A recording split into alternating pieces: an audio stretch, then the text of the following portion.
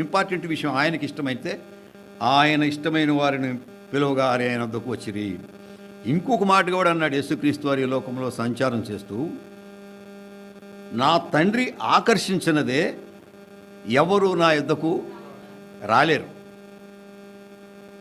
రావాలని ప్రయత్నం చేసినా ఏదో మధ్యలో ఆటంకాలు ఏర్పడతాయి. అక్కడి నుంచి వెనక్కి వెళ్ళిపోయిన సందర్భాలు చాలామందికి ఉన్నాయి.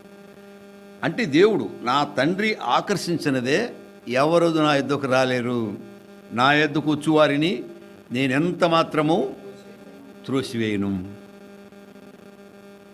ఇంకొక అపోహలు పోగొట్టడానికి మనము ఆయన యొద్దకు వచ్చామంటే దేవుడు మనల్ని మొదటగా ఆకర్షించాడు.